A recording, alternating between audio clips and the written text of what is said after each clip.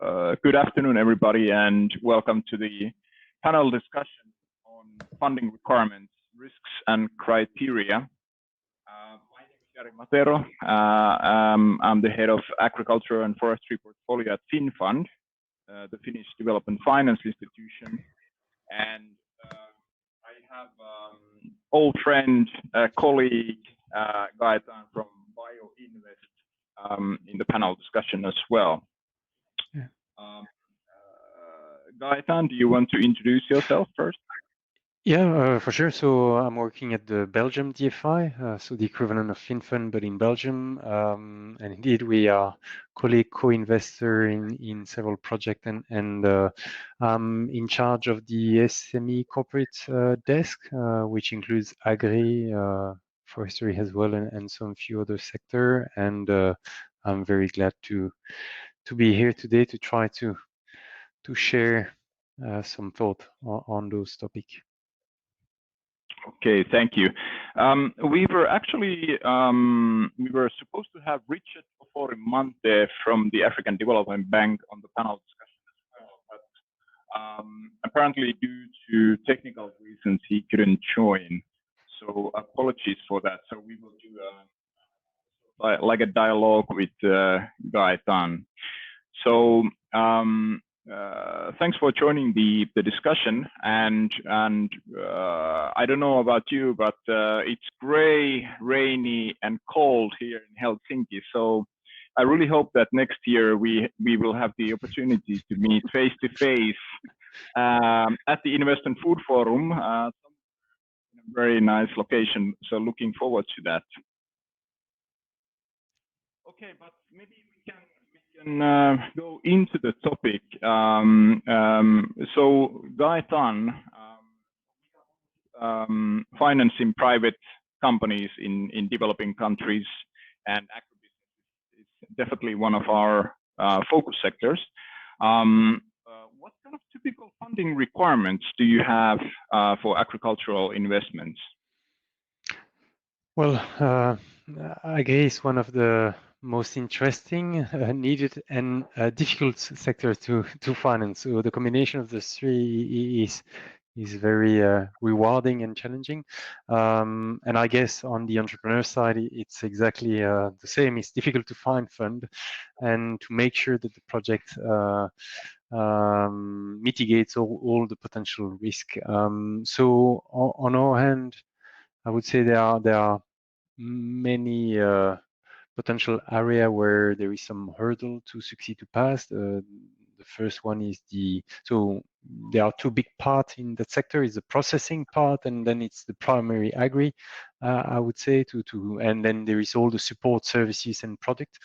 I would say for the processing, it's like nearly any other industrial or corporate to finance, except that you have potentially a risk on input higher than if you have your steel that come in and you just process it. Generally, you have less, let's say, volatility on the ability to make sure that you will have the input that you need. So I won't speak too much on that part of the value chain, even though it's clearly critical to have that part of the value chain also working well, and it's a necessary aspect for the primary agri to be able to finance the primary agri. On the primary agri, I would say first is the agricultural aspect of that that business. Is basically weather, soil, input, human resource needed, and the land topic on how is the land acquired, how does it impact the local community, and so on. So all those aspects, and then the rest is the size of the project. Generally, when you are in a small size, you have less, let's say, risk in terms of probably local community and so on. But you would have, let's say, the size problem is how much does it cost to put that transaction in place? Is the company sufficiently mature and so on? But we are happy to take the challenge, and we always try to find companies that are in that position, but that nonetheless are at the level of the missing gap to grow to the next level so that they can go to the bigger DFI, because we both are smaller compared to the large one. And then if it's not that kind of company, but larger company, then you would have, let's say, much more challenging how to find a large-scale agri project that is not going to be in the newspaper every week for many aspects. Yeah. Okay, so reputational issues are quite important as well. And yourself, Jari? Yes, more or less the same. I was just wondering that do you have any specifics, specific subsectors in agribusiness that you shy away?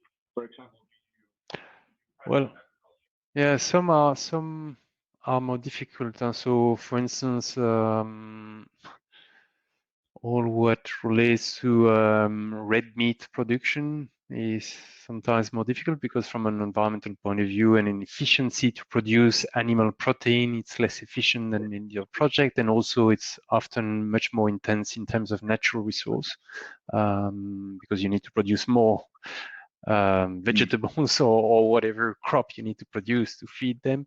So that's one which is more challenging. We're not shying away, but we are very selective. And then all, let's say, all what relates to biofuel, we wouldn't do if its primary use is to produce fuel. That is something we wouldn't do. If it's a byproduct next to a normal production that it's not the primary goal is to produce biofuel, that would be fine. Those are two examples. And on your side? Well, I guess one of the key objectives of doing agribusiness investments is to improve the food security. So basically, many of our portfolio companies produce food products to the local markets. Not all of them. Some are actually exporting products, but many times the companies actually serve the local market. So that's one key element, although not really a strict requirement. But then also one other aspect, basically the linkages to the smallholders.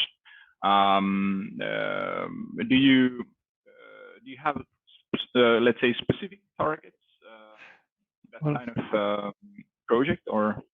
Yeah, it's clearly an added value, but not all smallholder programs are positive over the long term and should be actually maintained. So the question is, do we actually improve the picture for those smallholders, and how much support is it given, or is it just one of the supplier and it's treated like any other supplier? It's just that it happens that you have many small ones.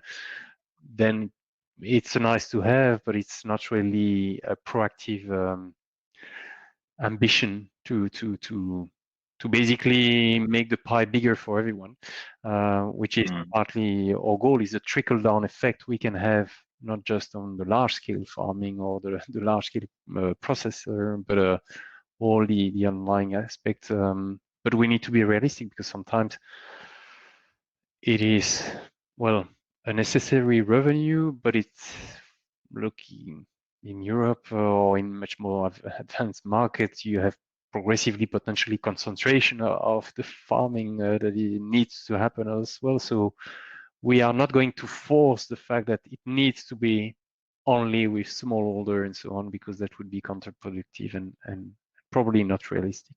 So, but clearly an added value. Yeah. Internally at Finnfund, we do appreciate smallholder linkages. It's not really a strict requirement. Let's say that in direct investments, what we do with Gaëtan, I think the typical smallholder linkages come from the potential outgrower schemes. Sometimes there are smallholder linkages in the sales and distribution chain. more often in the supply chain. Yeah, or it can be supply chain, or also, you know, for instance, in the poultry industry, you would have like the potential impact on the small farmers, and potentially you then buy back the chicken when it's mature for basically slaughtering. So that is another. So it can be on the two sides of the equation, but clearly majority is on the supply side. Yeah. And we both review quite a number of agribusiness transactions per year. We review roughly 200 agribusiness transactions per year, and we only execute a couple of them. And I was wondering, Gaëtan, in your opinion, what are the main hurdles in agricultural investments? What are the main reasons why we would say no out of the 200? Why do we end up with 5 or large maximum 10? Some are identical than any other company, I mean SME, because a big part of the no comes from very early stage, not structured company, and not enough at least to be addressed by us. We as DFI, we need a certain of level of maturity. So a big part will already come from there. Nothing related to agri, but a big part come from there.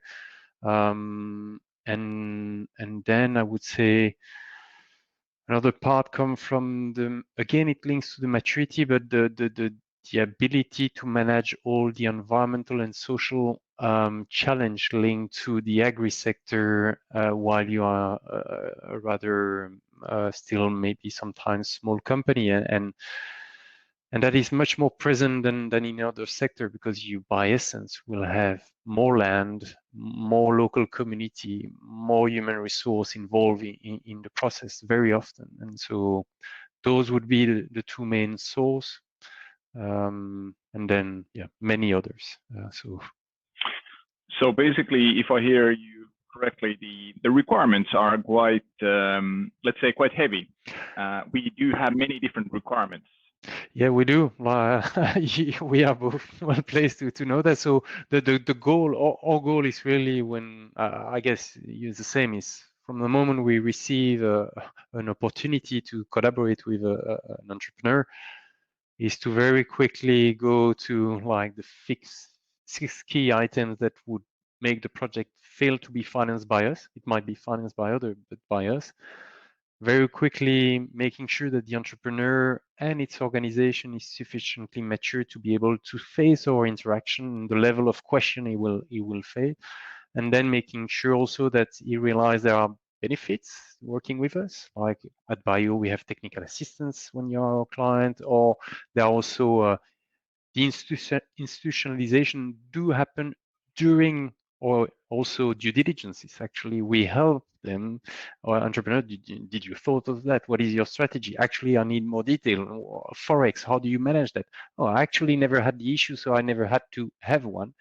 Well, let's discuss how you do it. And sometimes we put them in contact, or we give a sounding board of what we have seen in the market that could be a solution for them. So all those interactions, we try to not just be lengthy and time consuming, and therefore as an entrepreneur you are always frustrated because we started the process 3, 4, 6 months ago and I still don't have the money and I want to do my capex. You are blocking me. You are just a lazy financier. And so we try to make sure we are all there for the long run, and that moreover this process will help you to have other funding or even more funding from us for your next capex phase. So it's a long-term relationship that we are building. And you, how do you deal with that? No, exactly the same. So our process is, let's say, quite heavy. We try to be more flexible and faster than some of the larger development finance institutions, but it's still quite heavy and expensive for small companies. The good thing is that we both, actually Finnfund and Bio, we can do smaller transactions as well. Well, in theory, the minimum ticket size for Finnfund is $1 million.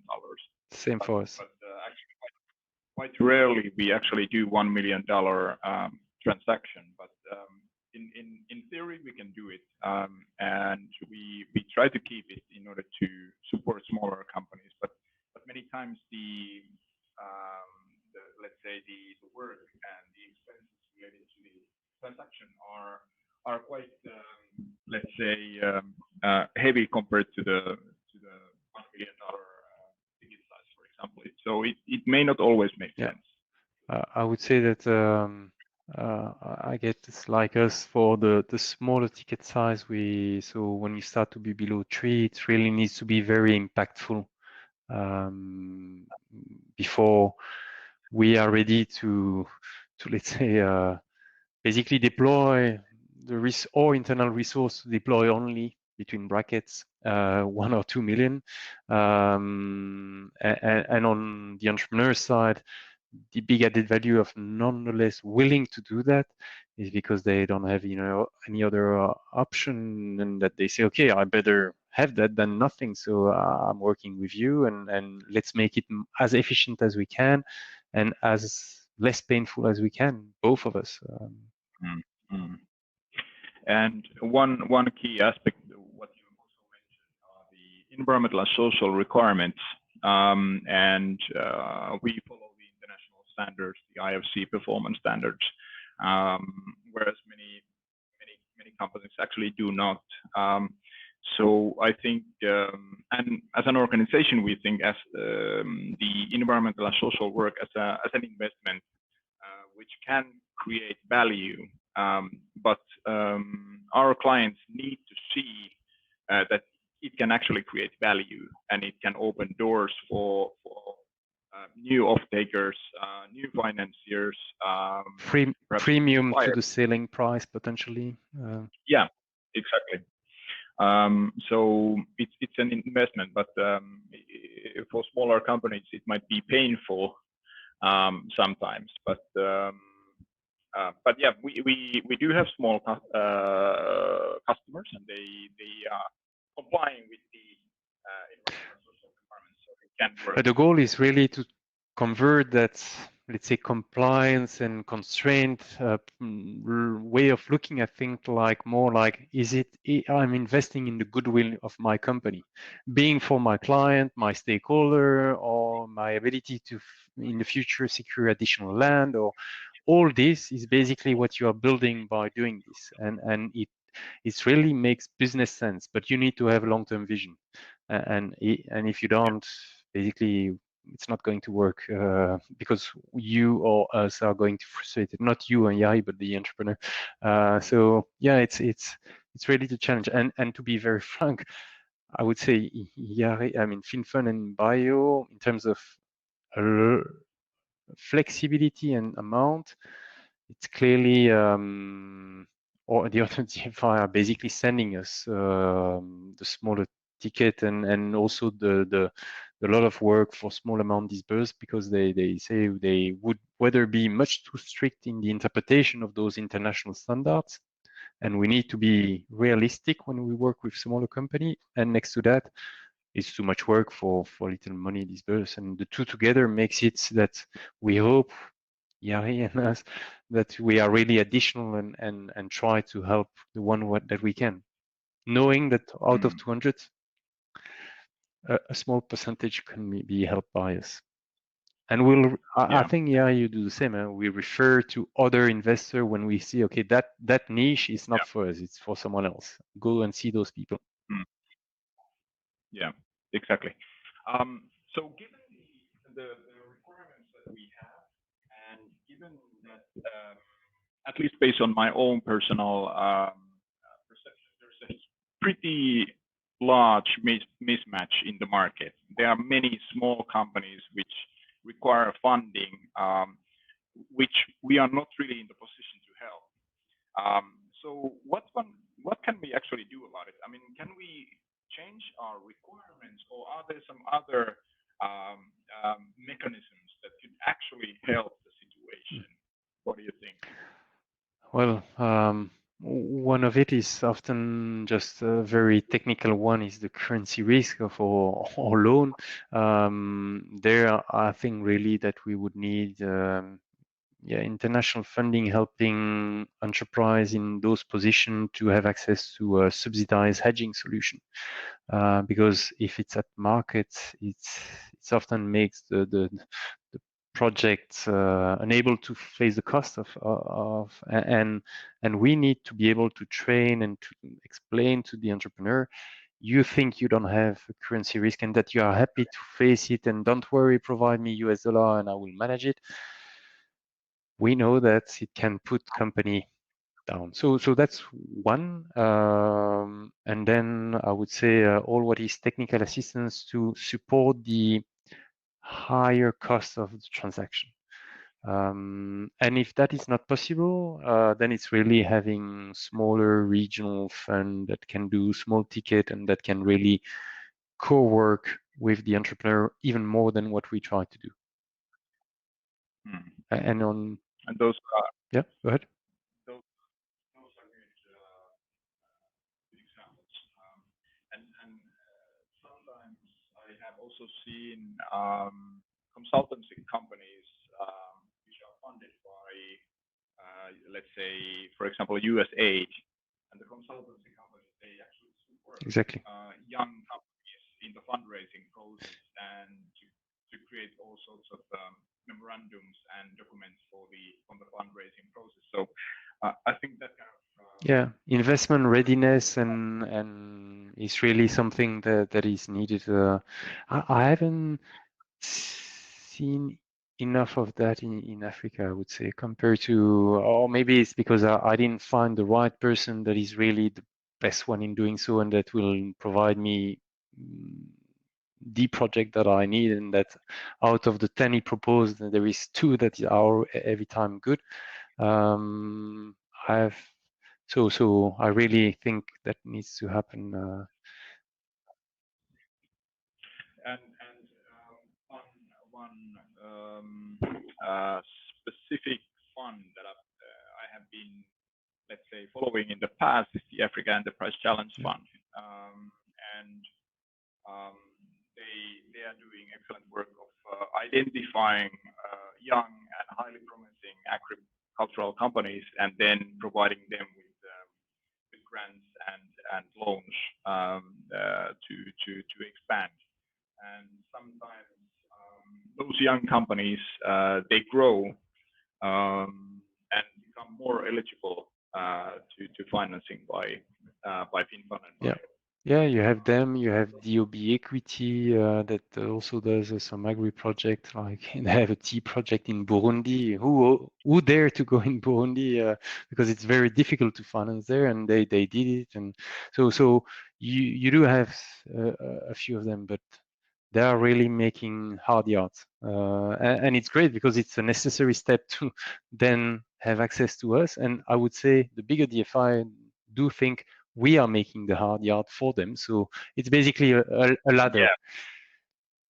Yeah, it's an ecosystem that should actually work to support the young companies to grow and become more institutionalized. Totally agree.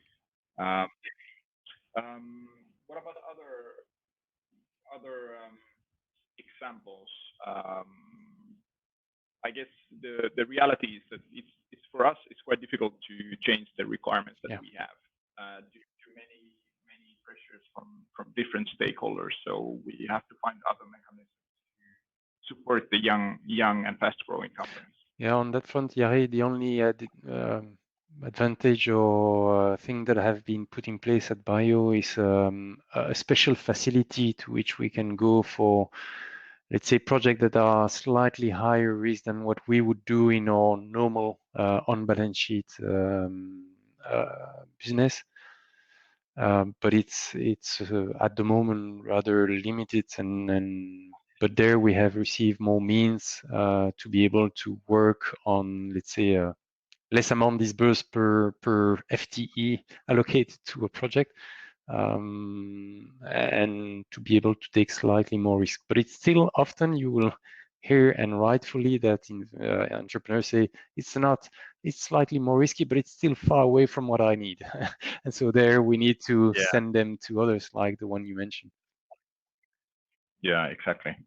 And maybe just to clarify for the participants that both Finnfund and Bio, we do also financial institutions,